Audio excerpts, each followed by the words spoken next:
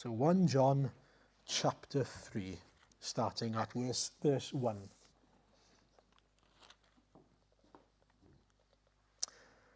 See what great love, or I'm going to say it now, see what manner of love the Father has lavished on us, that we should be called children of God. And that is what we are.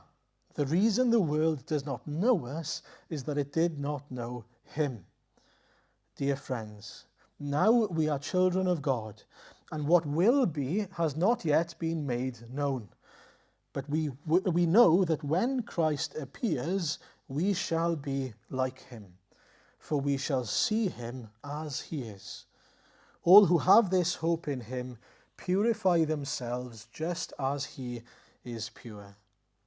Everyone who sins breaks the law. In fact, sin is lawlessness. But you know that he appeared so that he might take away our sins. And in him is no sin. No one who lives in him keeps on sinning. No one who continues to sin has either seen him or known him. Dear children, do not let anyone lead you astray. The one who does what is righteous, just as he is righteous. The one who does what is sinful is of the devil, because the devil has been sinning from the beginning. The reason the Son of God appeared was to destroy the devil's work. No one who is born of God will continue to sin, because God's seed remains in them. They cannot go on sinning, because they have been born of God. This is how we know the children of God, who the children of God are, and who the children of the devil are. Anyone who does not do what is right in is not God's child, nor is anyone who does not love their brother and sister. Amen. Okay, just a very quick recap. In chapter 2 of 1 John, we looked a while ago, and Alan reminded us of these things, of a tale of two kingdoms. You've got the kingdom of darkness and the kingdom of light. And then last week we looked at a tale of two gospels. If you like, you've got the truth and anything but the truth. You've got what is the true gospel of Christ, and anything else you might as well say is anything else. And so there is only one truth. There is one gospel on which we stand. We sang that last week. And we saw that there is some value in knowing what those false gospels are, so that we can identify them, so that we can rebuke and correct. But also, so in contrast to that, we can offer hope, the truth of who Christ is and Christ's gospel, what Christ's gospel is. We have the privilege, if you remember, of sharing about a Christ who came down to save and redeem us, not a humanity who attempts to make their way up to God. That was really the main difference. God has not sent Jesus to sort of reform us, but to rebirth us, to give us new life, to change us completely from the inside out, not the outside in. And one thing I want to emphasize from chapter 2 at verse 27 is that we have something, if you are believers, that's very unique, which is a special anointing. It says in verse 27, we have an anointing. We have a Holy Spirit dwelling in us, keeping us from deception. But there is a responsibility for us, you will notice. We are to remain in him. So at the end of that verse, it does say, but as his anointing teaches you about all things, and as that anointing is real, not counterfeit, just as it has taught you, remain in him. Remain in the Spirit, in the Lord, through the Spirit, if you like. And so there is a responsibility on us to remain in him. On Monday, we were in the Mayor's Fun Run. I'm sure you were all there running along. It wasn't that fun, really, to be honest with you, but there we are. It was fun to see the kids enjoying. But anyway, it was lovely and bright. The sun was out. But you know, it was one of those days where if the sun wasn't shining directly at you, it was freezing cold. And everyone was there in t-shirt and shorts, and you could see people shivering. And then, you know, as the clouds would move, or you'd move from one area to another, and the buildings would move, and then you'd get the sunlight, people would just go, lovely. Because you feel the warmth of the sun on you. It's wonderful, isn't it? And then you go back into the shade and you're freezing again. And that's the picture that came to me really when it comes to staying, abiding in the Lord. We are to be looking for, chasing the warmth of the Lord through the word, through prayer, through singing, through fellowship together. That's what it means to abide in the Lord, to be wanting to be in him, with him, in the things that we delight in, and the things where we feel the warmth of his presence. As we gather together this evening, as we sing, we feel the warmth of his presence. We know it in the word, through the word. And so he ends the chapter with, if you know that he is righteous, you may be sure that everything who practices righteousness has been born of him. And that now brings us to the main point of chapter 3. So in chapter 3, it's a little bit different. Rather than a sort of a tale of two things now, contrasts, he focuses on the gospel for a bit. And really, the love of Christ, if you like, the reason why he's doing it is he's saying, in light of this, what the true gospel is, in light of what we've just heard about Antichrist, and what does set the gospel apart? What is so special about the gospel then? Why should we abide in him? See the manner of love. See what great love the Father has lavished on us. That's what's so great about the gospel. That's what sets the gospel apart. The focus is who we are in Christ because of what he has done. We are born again. We are now his children. We get to live as people of his kingdom because of the love of the Father. Now, the reason why I said right at the start, in the NIV, it says, see what great love. The word does not quite sort of emphasize really and point out what it means in the original. And so sometimes you say, oh, what great love. But it's more than that. So you know what the word for love is, I'm sure. It's agape, which does matter. But what manner of love? The word for manner of is potapos, not potatoes, potapos, right? Now that the word itself is not important, although it might be for Alan as he learns his Greek. But why do I highlight that word? Well, the occurrences of that word in the New Testament, it's important because in Matthew chapter 8, for example, when Jesus calms the storm, that's the word they use. What kind of man is this? What manner of man is this? And then you think of Mary, who receives this message about Jesus, of course, through the angel. And she responds, in Luke 1:29, I think it is, and it says that she's meditating and gazes and wonders at what kind of message, what manner of message or greeting this might be. And there are several other instances, but it's all about what manner of message, what manner of man could this be? In this case, then, what manner of love? What kind of love is this? John is saying, have you considered the type of love by which you have been loved by the Father? And the reason why that's important is it's not like everyone else's love, but greater. That's why I say great love is not good enough. It's a different type of love.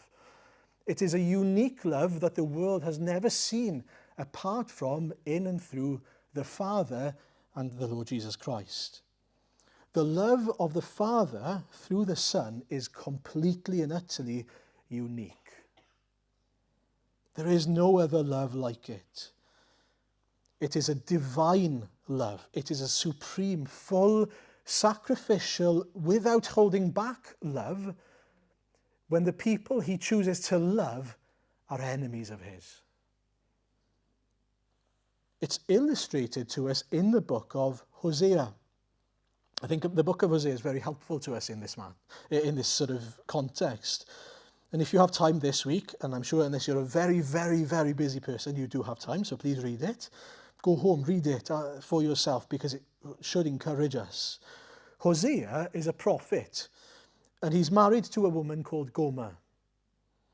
Now, the problem is that Gomer has been and is being unfaithful. She's committing adultery.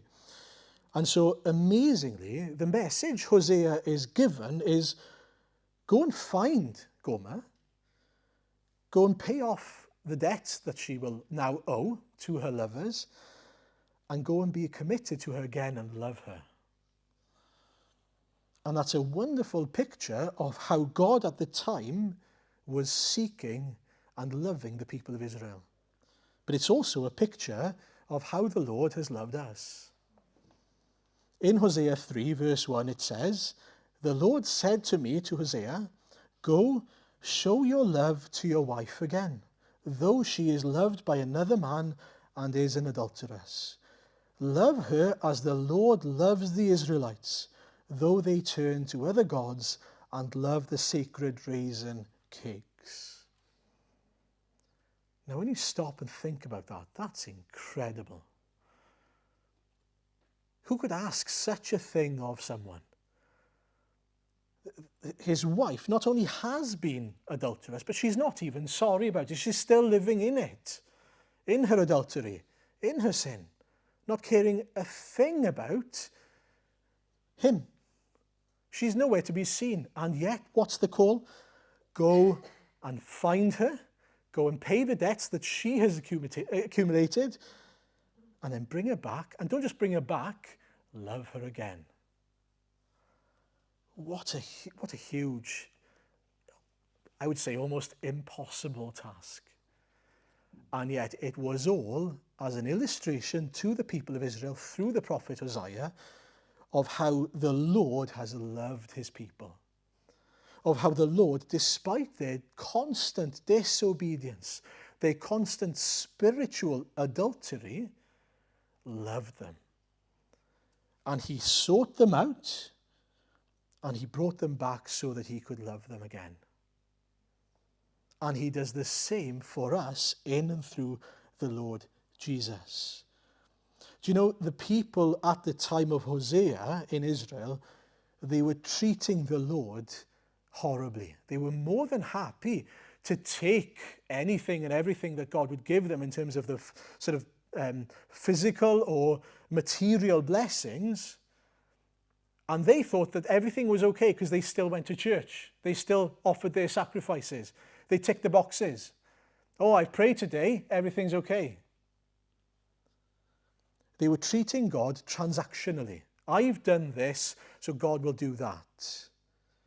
Do you know what there wasn't? Love, relationship, peace between God and man. Because they weren't serving the Lord truly, they were doing something to serve their own desires. Even in their perceived worship, they weren't doing it for God. They were doing it for themselves. Do you see the point? If you're coming to church to make yourself feel better, you're not doing it for God, you're doing it for yourself.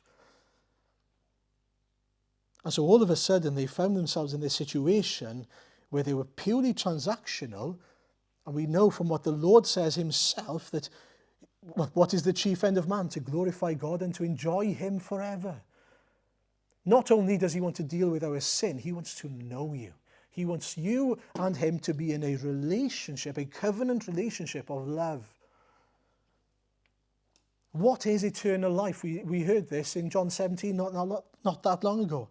It's knowing the Lord, knowing him. They didn't know him there.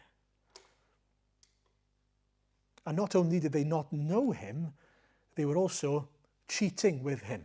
They were committing adultery because they were also, to what they were doing with God, they were doing with other false gods. And so just as they were going, oh, well, if I go and say my prayers this morning, God will bless me and I'll be okay with God. But just in case, I'll go to the other idols as well. I'll go to Baal, I'll go to Asherah, and so on. I'll do the same with them as well. Just in case. I'll cover all my bases, as it were. And so they were also adulterous. And firstly, there's a huge warning for us there. We can easily come to think that the gospel is transactional, that our relationship with the Lord is something that can be transactional. It's not. Yes, there is a transaction that has been made. Yes, I know. A transaction where we have, the Lord has taken our sin upon himself and he's paid the price for our sin. Amen. But why is that? So that we can know him. So that we can have a real, living relationship with a living, loving Saviour. See what manner of love. And the only reason we can do that is if we've seen the love in the first place. The reason why Hosea was sent as a prophet was to show them, to be a visible illustration of the love of the Father. I am chasing after you, just as Hosea is chasing after his adulterous wife Gomer, so that you can see what I want for you. I want you to be in a covenant relationship of love with me, despite your sin.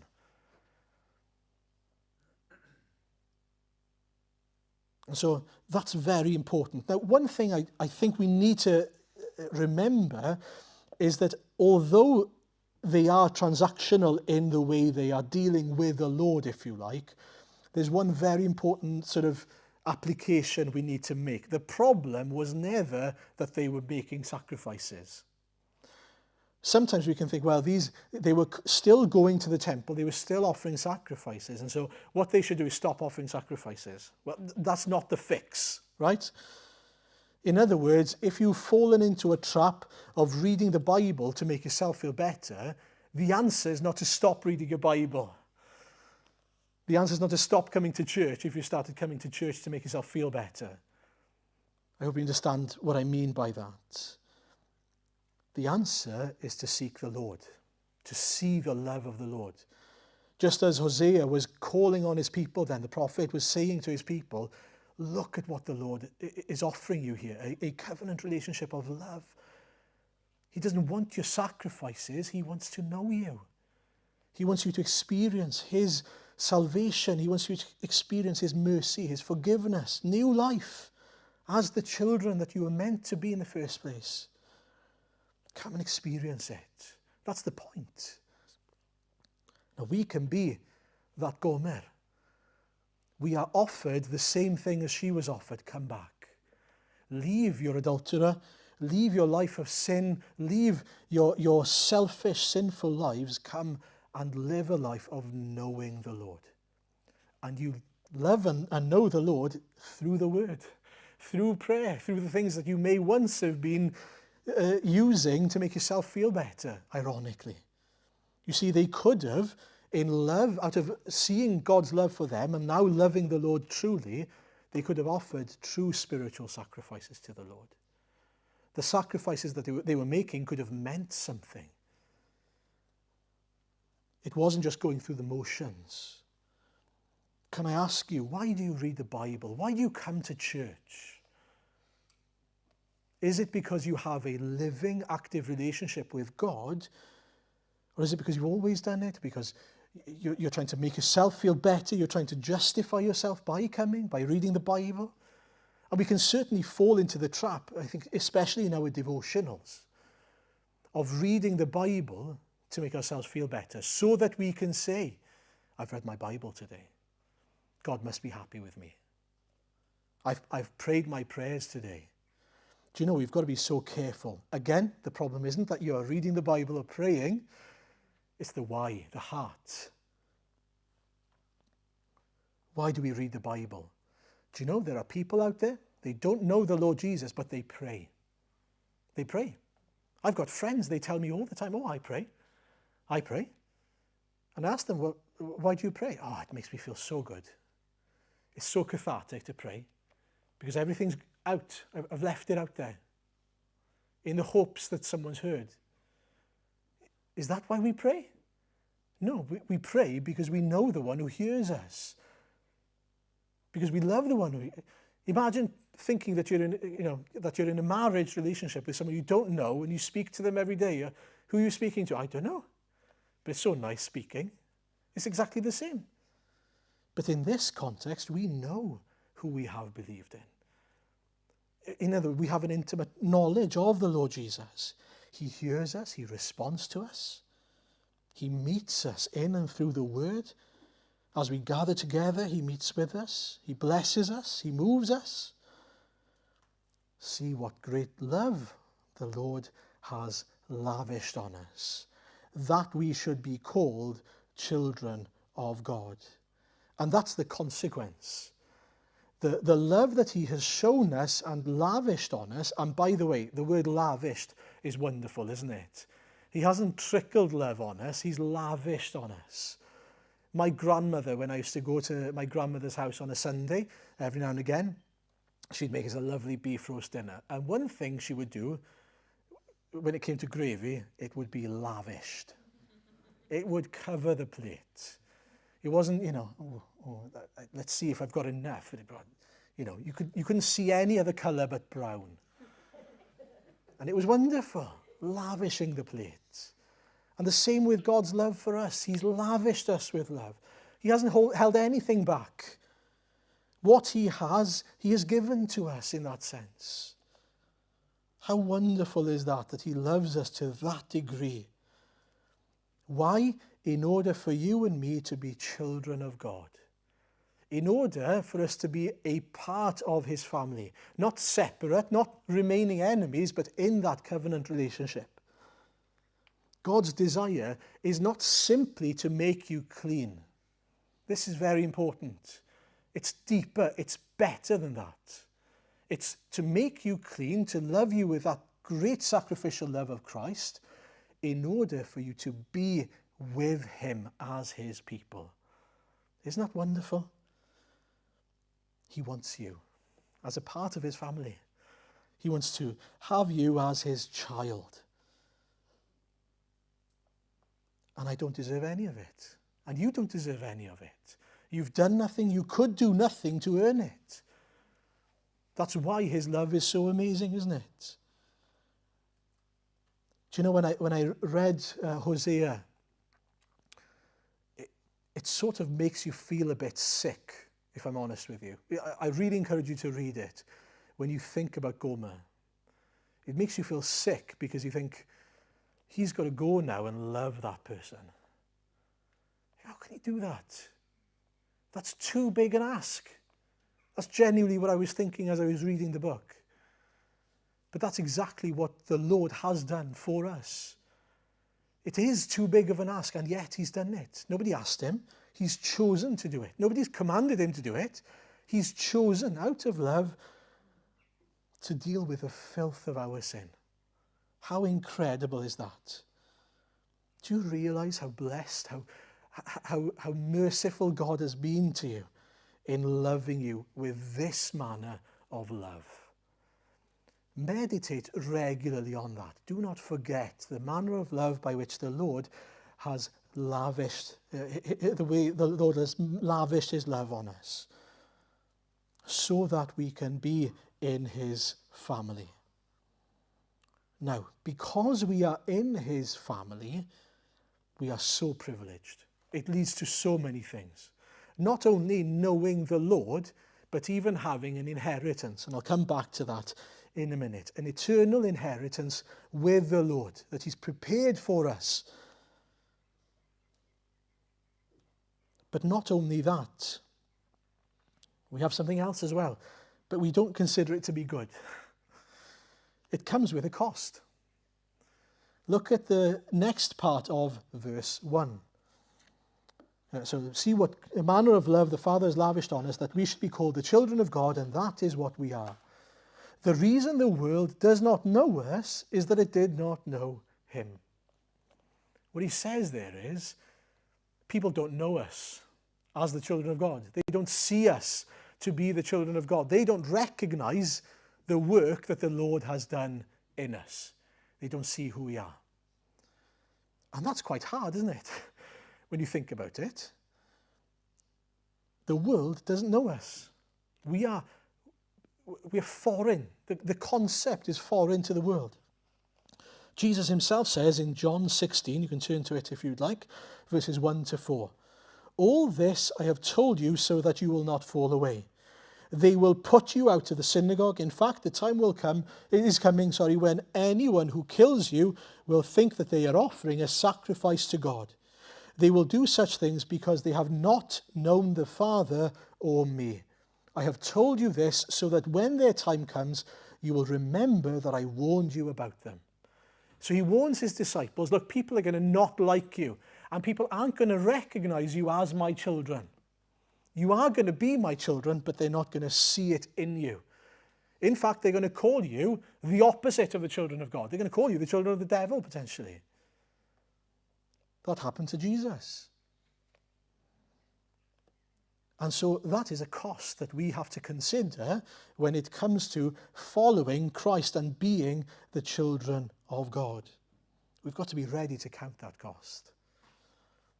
And yet it's a blessing, because it's a blessing to always share in the sufferings of Christ. To come to understand something of what it was like for him to not be known as the Son of God for us. Every time you are rejected and not known and not seen for who you are and the work that the Lord has done in you, we come to understand something of what Jesus suffered so that you can be known by the Father. That's quite amazing.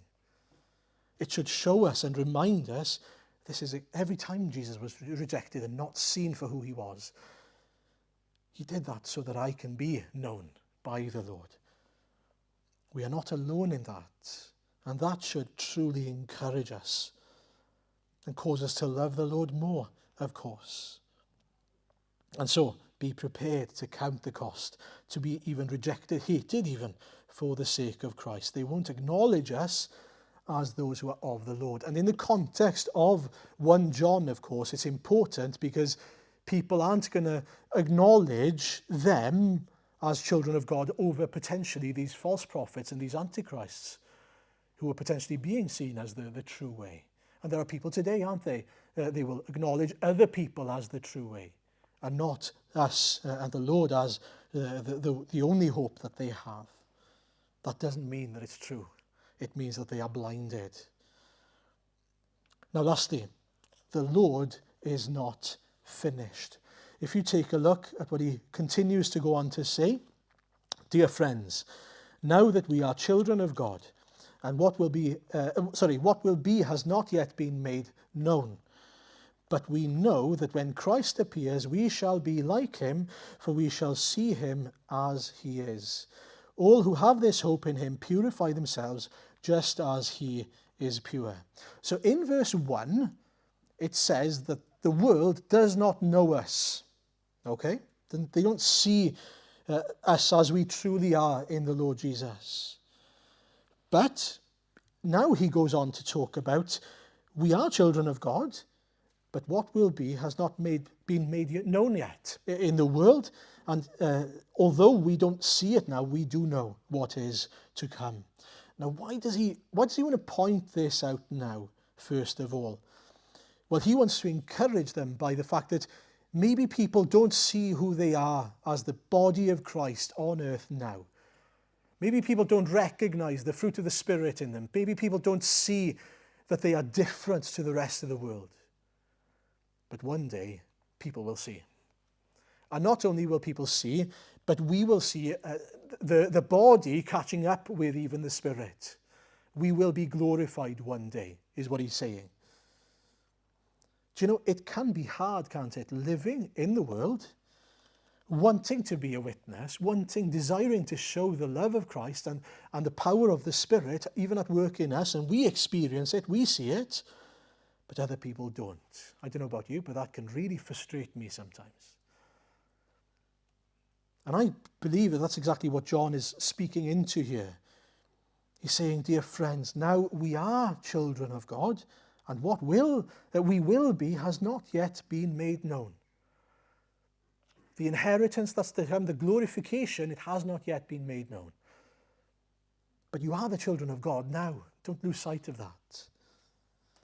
God isn't finished with you, but we know, we have an assurance that when Christ appears, we shall be like him.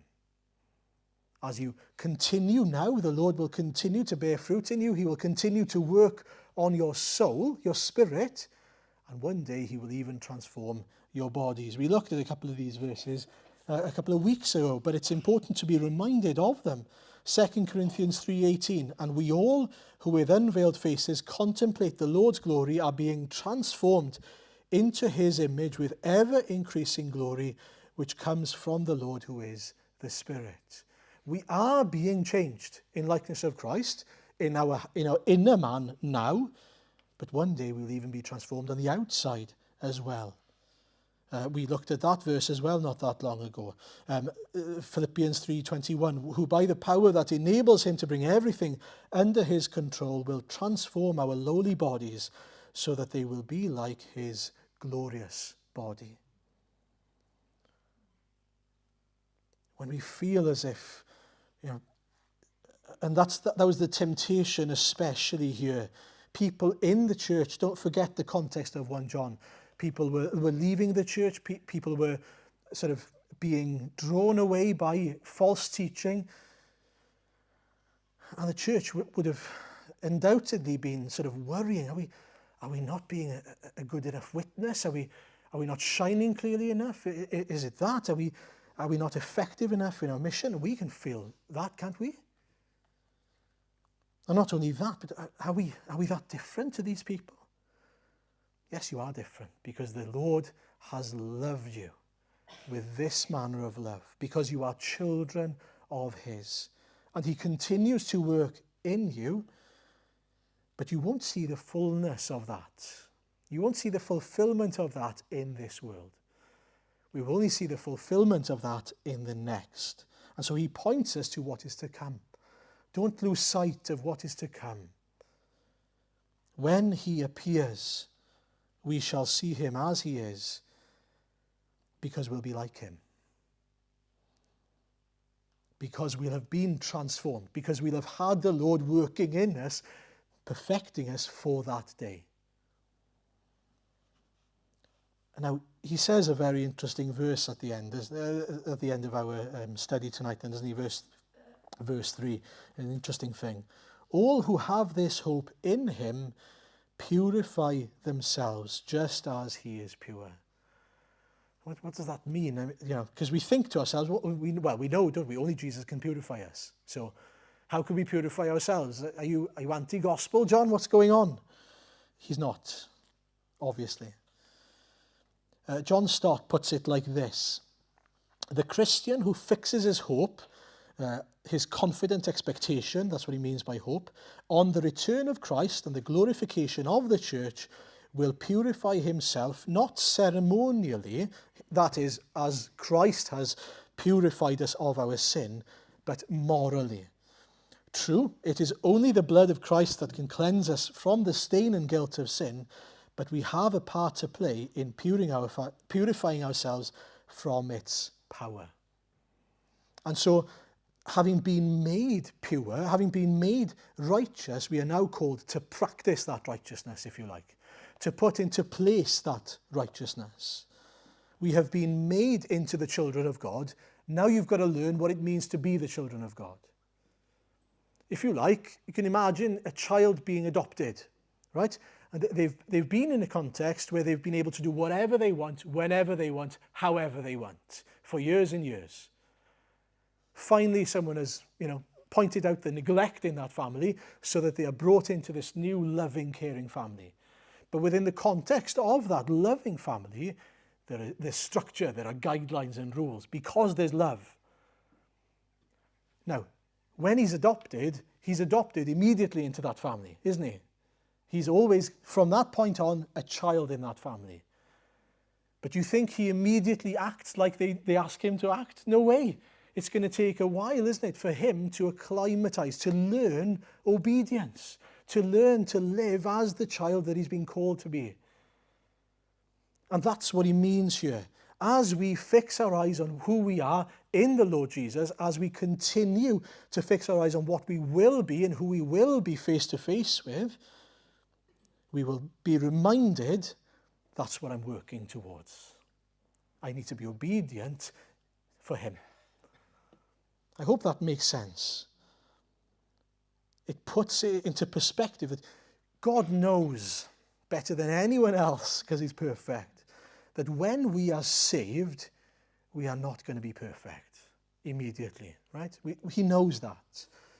He knows that we cannot change just like that. But what he can do, by the power of his Spirit, is teach us slowly the rules of love, the law of love that he has so that we can live according to the desires of the Father in order for us to flourish, in order for us to be even more loved by the Lord, even in fellowship with him. And so the question is, are we fixing our eyes on that hope, the hope of what is to come?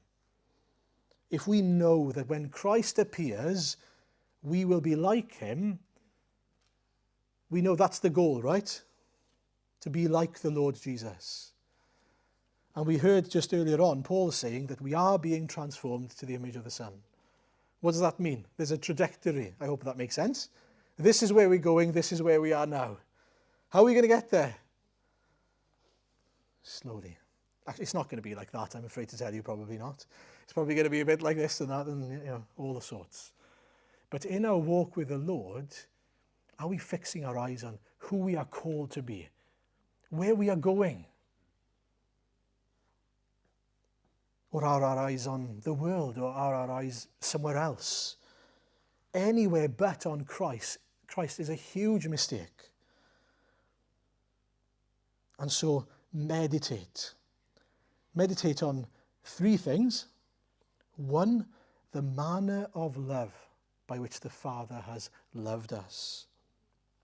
How has he loved us? Despite your sin, despite your rebellion, despite your filth, your selfishness, he came and rescued you. With such a unique love. The world needs to hear that. That the love of Christ and the love of the Father is nothing like the love of the world. It is the only love that sort of satisfies. And we need to meditate on that, to be reminded of who we are. Secondly, when we are struggling perhaps to see any fruit even in the world, and when we're struggling in our walk with the Lord, we need to be reminded that the world doesn't validate who we are. We are not known to the world. Don't expect the world to turn around and say, aren't you a great Christian? Aren't you shining like a star today? The world doesn't know you, like the world didn't know Jesus. If there was any hope for anyone to have that, it would be Christ, wouldn't it? I was thinking about this when I was preparing in the study. Imagine if everyone did recognize a child of God. People would have been so amazed at the Lord Jesus. They'd have been, wow, look at this man. How amazing is he? But it was only those whose eyes were opened. And so we can pray that the eyes of those who are blind would be opened, yes, but that we would understand that we are called to be light in darkness, which means that sometimes people won't see the Lord for who he is in us. That's okay. People didn't see the Lord for who he was either. Thirdly, we need to meditate on the fact that Christ will return and that we have this sure hope. We have this sure hope in him. All who have this hope purify themselves. And the verse, I think, could be better illustrated as all who fix their eyes on this hope purify themselves. All who live in light of the truth of what's happened before. All who live as the children of God who do not compromise in the world because they don't know them.